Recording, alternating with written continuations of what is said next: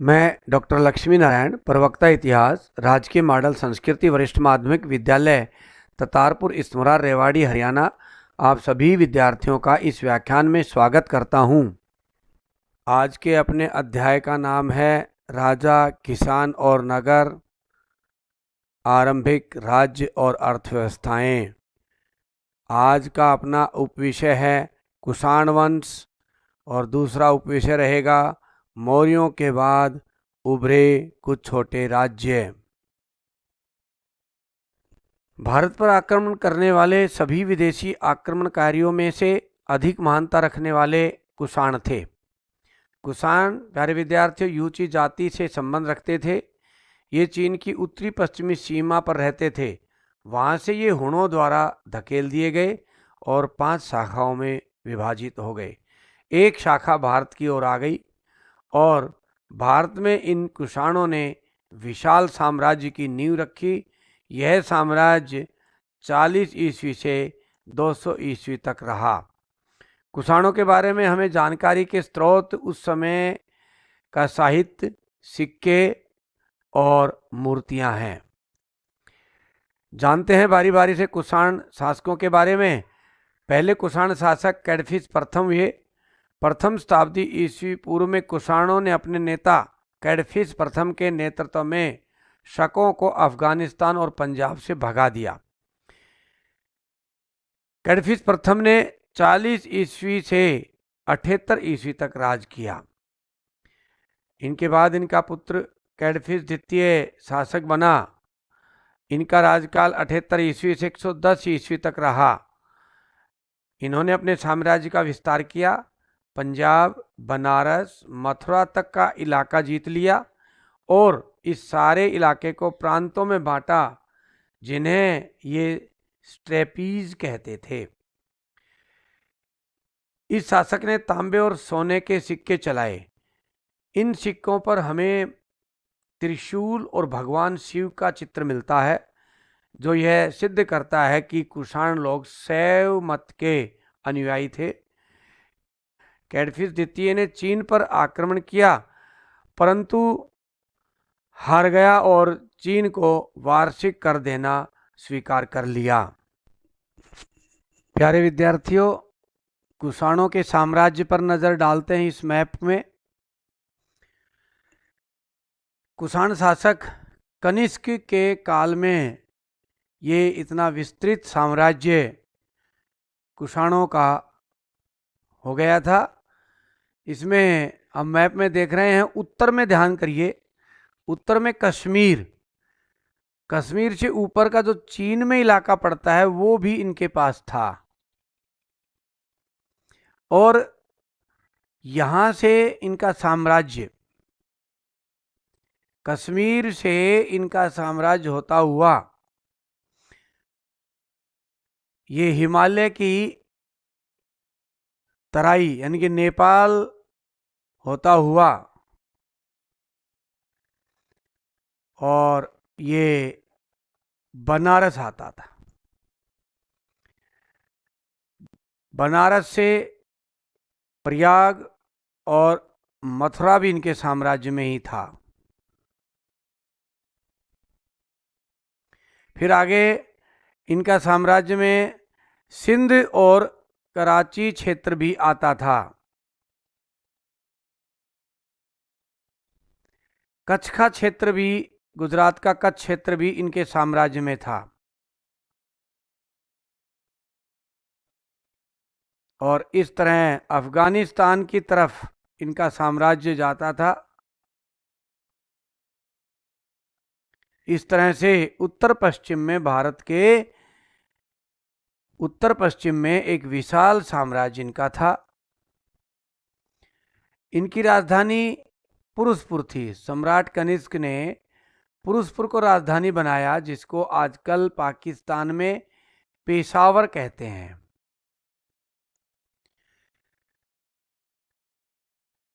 इस तरह इनका साम्राज्य उत्तर पश्चिम, सुदूर उत्तर पश्चिम में खोतान से लेकर और इधर बनारस तक,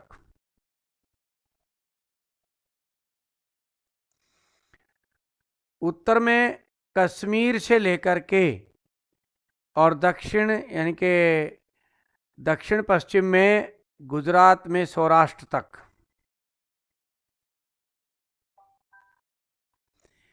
ये विशाल साम्राज्य कुषाणों का प्यारे विद्यार्थियों हमने इस मैप में देखा।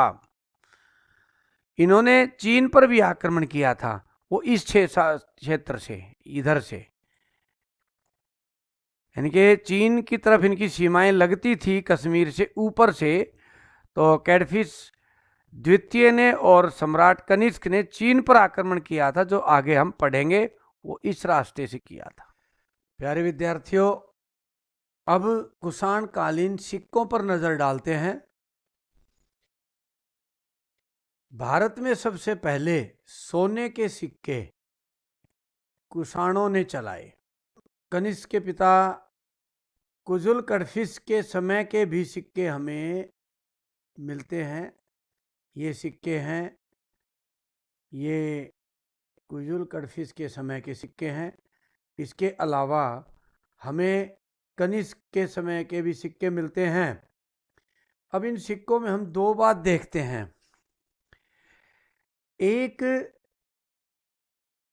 सिक्के में सम्राट कनिष्क खड़े हैं, एक सिक्के में ये सम्राट कनिष्क का सिक्का है, ये उनका चित्र है।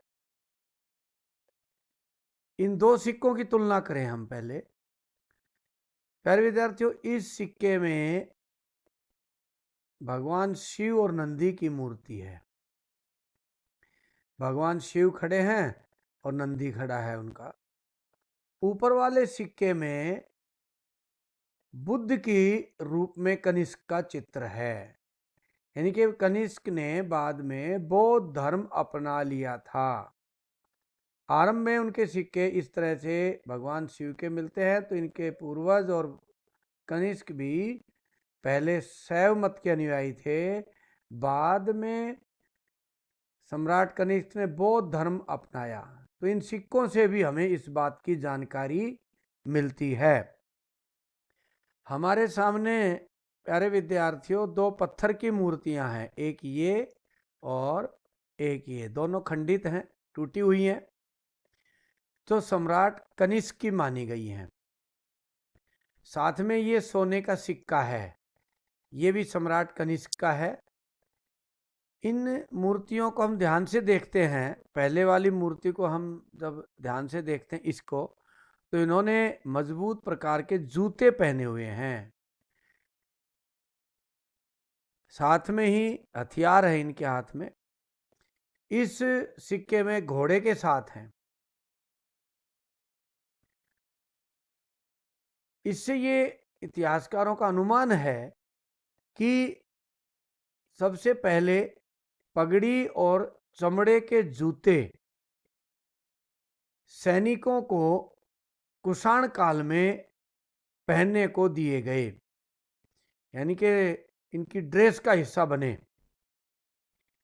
और घोड़ों का भी अधिक मात्रा में प्रयोग कुषाण काल में ही माना जाता है।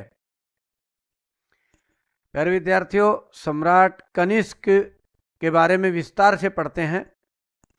सम्राट कनिष्क का शासनकाल 120 ईस्वी से 162 ईस्वी तक माना जाता है। कुछ इतिहासकार कहते हैं कि उनका राजकाल 78 ईस्वी से 102 ईस्वी तक रहा। ऐसा इसलिए मानते हैं कि कनिष्क ने 78 ईस्वी में शक संवत चलाया, जिसे भारत सरकार भी आज मानती है।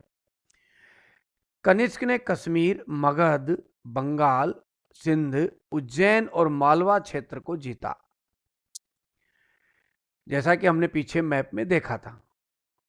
सेना में पगड़ी और चमड़े के जूते और घोड़ों का प्रयोग कुषाण काल में ही माना जाता है। कनिष्क की प्रमुख विजय एक चीन की विजय मानी जाती है। कहते हैं कि कनिष्क के पिता कैडफिस चीन के शासक से हार गए थे और उनको कर देना स्वीकार किया था। कनिष्क ने अपने एक दूत को चीन के शासक होती के पास भेजा और ये संदेश भिजवाया कि अपनी पुत्री का विवाह कनिष्क के साथ कर दे। सम्राट होती को बड़ा गुस्सा आया और उसने दूत को जेल में डाल दिया।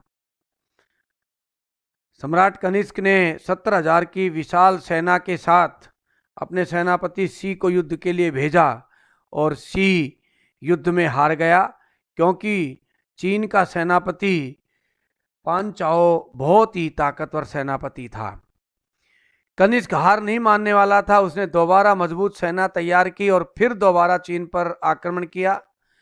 इस बार वहां का सेनापति पांचाओ मर चुका था और उनकी जगह उनका पुत्र पांचियांग सेनापति था और कनिष्क युद्ध जीत गया और टैक्स देना बंद कर दिया।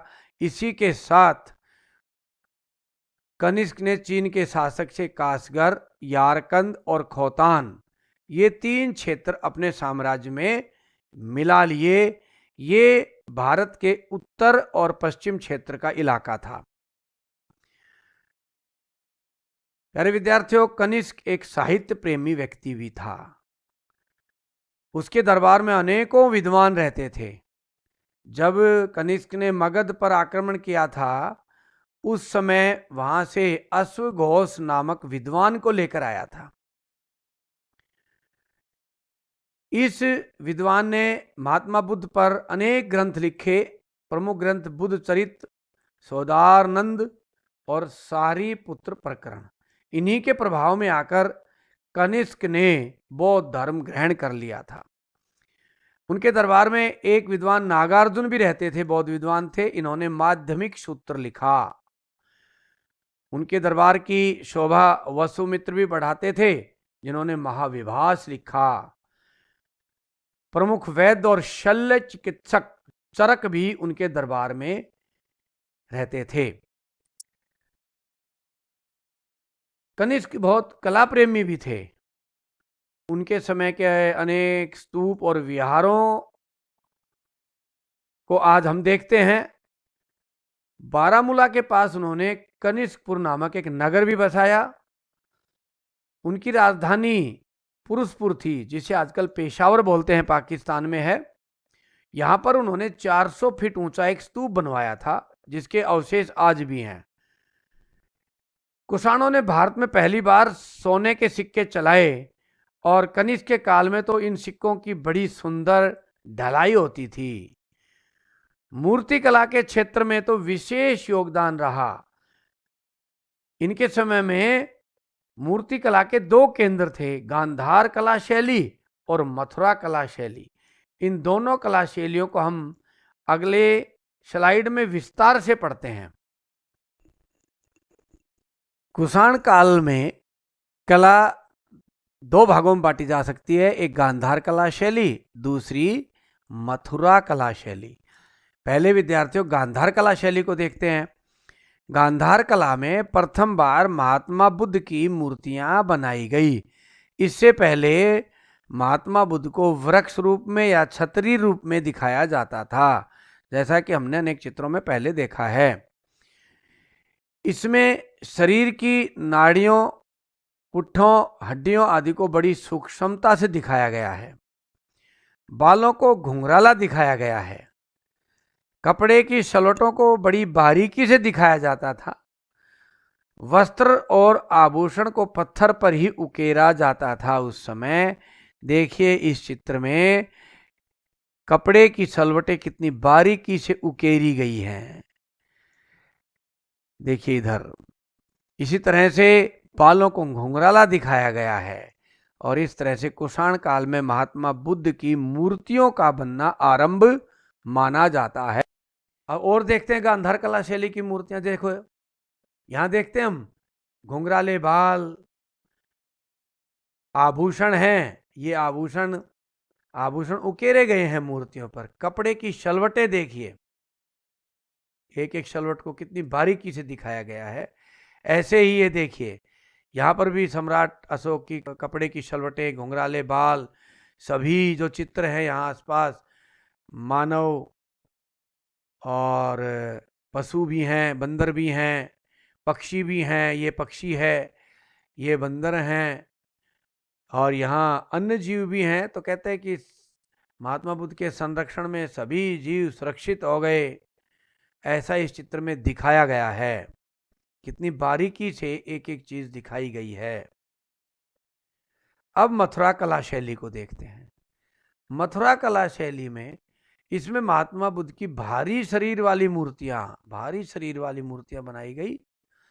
महात्मा बुद्ध को कमलासन पर बैठाया गया है, बैठाकर दिखाया कमलासन पर।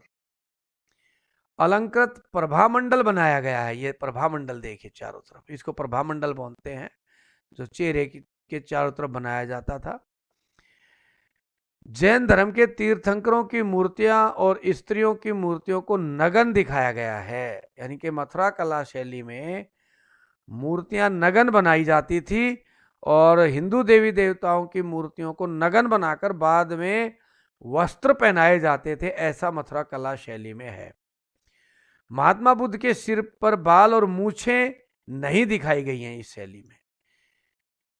इस तरह से देवी देवताओं की नगन मूर्तियां इस शैली में बनती है। और भी चित्र देखते हैं। ये मथुरा कला शैली की मूर्तियां हैं। इसमें महात्मा बुद्ध बैठे हैं, इसमें सरस्वती का चित्र है वीणा के साथ। मौर्यों के बाद कुछ छोटे छोटे अन्य राज्य भी उभरे। अभी तक हमने कुषाणों के बारे में पढ़ा, परंतु जब मौर्य साम्राज्य का पतन हुआ तो अनेक छोटे छोटे राज्य बन गए थे। उन छोटे छोटे राज्यों पर एक बार नजर डालते हैं। कौन कौन से राज्य उभर आए थे मौर्यों के बाद? पहला राज्य उभरा शुंग वंश का। हमने पढ़ा था कि 185 ईस्वी पूर्व में मौर्य शासक वृहद्रथ की हत्या करके उसका सेनापति पुष्यमित्र शुंग ने मगध पर कब्जा कर लिया। पुष्यमित्र शुंग ने विदर्भ पर विजय प्राप्त की। यूनानी शासक मिनांदर को 155 ईस्वी पूर्व में सिंध नदी के किनारे हराया। इनके यहां आकर के यूनानी शासक को हरा कर गए। कुछ इतिहासकार कहते हैं कलिंग के शासक खारवेल ने पुष्यमित्र को हरा दिया था। कुछ बौद्ध ग्रंथों के अनुसार पुष्यमित्र बौद्ध धर्म का विरोधी था, परंतु ऐसा इतिहास पर दृष्टि डालने से गलत साबित होता है, क्योंकि शुंग शासकों ने भरुच का स्तूप अपने समय में बनवाया, कारले का चैत्य बनवाया, अमरावती और नासिक की गुफाएं, जो बौद्ध गुफाएं हैं, ये सब शुंग वंश के समय की हैं। तो ऐसा नहीं माना जा सकता कि पुष्यमित्र शुंग बौद्ध धर्म के विरोधी थे।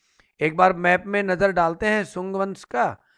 ये मगध को ही जीत करके बनाया था, तो छोटा साम्राज्य मगध का इनका जरूर हो गया। ये वाला साम्राज्य इनका था। एक बार इस पर देखें हम, ये सारा इनके समय का साम्राज्य था, ये शुंग वंश था। ये पाटलिपुत्र इनकी राजधानी थी। यहां पर खारवेल का राज था। ये कलिंग क्षेत्र था इधर, जो अशोक के बाद, मौर्य साम्राज्य के पतन के बाद फिर स्वतंत्र हो गया था, ये कलिंग क्षेत्र। तो ये शुंगवंश था। प्यारे विद्यार्थियों, शुंगकालीन कला पर एक नजर डालते हैं। ये कारले का चैत्य, ये पहाड़ी को काटकर बनाया गया है। पहाड़ी को काट करके ही ये सुंदर पिलर और ऊपर के ये छत उकेरी गई है। सामने चैत्य का जो नमूना महात्मा बुद्ध का छतरी का ये बनाया गया है, सब पत्थरों को काटकर उकेरे गए हैं। साथ में ये भरुच का स्तूप है। ये भी उस समय की कला का बहुत ही सुंदर और अद्भुत नमूना है। ये दोनों बौद्ध कालीन कला के नमूने हैं। अब अगला वंश देखते हैं, कौव्य वंश। प्यारे विद्यार्थियों, 73 ईस्वी में वासुदेव ने शुंग वंश के अंतिम शासक देवभूति की हत्या कर दी और मगध में कौव्य वंश की स्थापना की। यह वंश ज्यादा लंबे समय तक राज नहीं कर पाया। इसने कुल 45 वर्ष शासन किया और 4 प्रमुख राजा हुए, वासुदेव, भूमिमित्र, नारायण और सुशर्मन। इन 4 शासकों ने राज किया। ये राजा सनातन परंपरा के थे, अर्थात हिंदू थे। 28 ईस्वी पूर्व में इसके अंतिम शासक सुशर्मन की सातवाहन शासक सिमुक ने हत्या कर दी और इस वंश का अंत कर दिया, और इस तरह से कव्य वंश का अंत हो गया, जो थोड़े समय तक ही रहा। ये कव्य वंश का साम्राज्य हम देख रहे हैं, छोटा सा था, मगध के चारों तरफ था, थोड़ी सी दूरी में। अब अगला वंश पढ़ते हैं, चेदी वंश। मौर्यों के पतन के बाद कलिंग क्षेत्र ने अपनी स्वतंत्रता की घोषणा कर दी।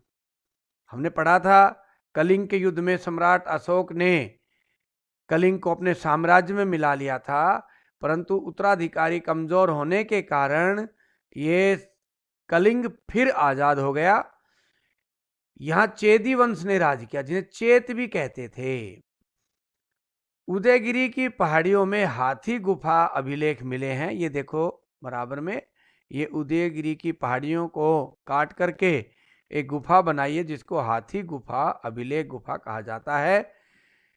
खारवेल के शासन के 13वें वर्ष तक की जानकारी इस गुफा के अभिलेखों से प्राप्त होती है। इस वंश में सबसे ताकतवर शासक खारवेल हुआ, जिसने कृष्णा नदी तक साम्राज्य की विस्तार किया। इस शासक ने पांड्यों को भी हराया, दक्षिण भारत में मगध के शासकों को भी हराया, अंग राज्य पर भी अधिकार कर लिया, और यवन शासक डिमिट्रियस को भी इसने हराया। यानी कि एक मजबूत शासक खारवेल रहा कलिंग का। परंतु यह शासक धार्मिक रूप से बहुत ही सहिष्णु व्यक्ति था। इस शासक को जैन मत का सबसे बड़ा संरक्षक माना जाता है उस समय का। मेरे विद्यार्थियों, सातवाहन वंश के बारे में पढ़ते हैं।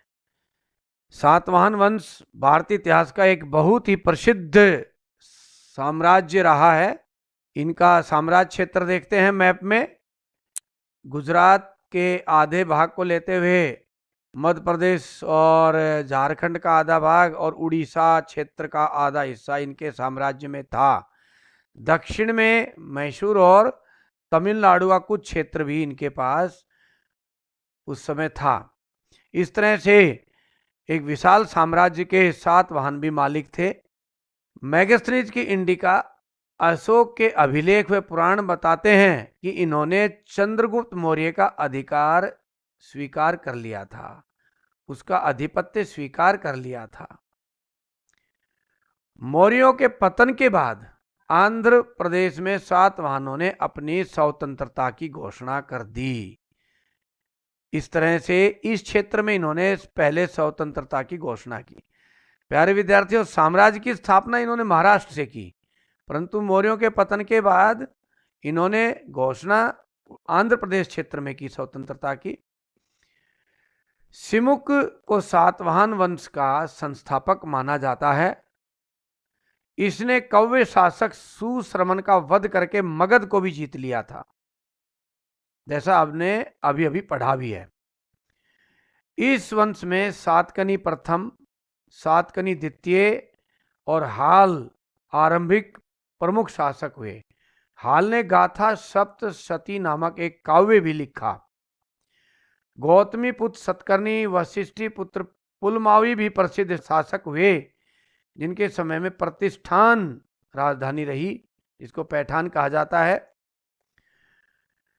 यज्ञ श्री सातकर्णी एक शासक, अंतिम शासक हुए, जो बड़े कमजोर थे, और उनके समय में इस वंश का पतन हो गया। इस तरह से हमने 7 वाहनों का एक विशाल साम्राज्य प्यारे विद्यार्थियों देखा। प्यारे विद्यार्थियों, हमने कुषाण काल और अनेक छोटे छोटे राज्यों के बारे में पढ़ा। अब कुछ अभ्यास के प्रश्न जो आप अपनी नोटबुक में लिखेंगे। कुषाण कौन थे, इसके प्रमुख शासकों का वर्णन करें। कुषाण कालीन मूर्तिकला पर प्रकाश डालिए, अथवा गांधार कला शैली और मथुरा शैली का वर्णन करें, शुंग वंश का वर्णन करें, कव्य वंश का वर्णन करें, खारवेल कौन था उसके कार्यों पर प्रकाश डालिए, सातवाहन कौन थे। आज के इस अध्याय के लिए आप सभी का बहुत बहुत धन्यवाद।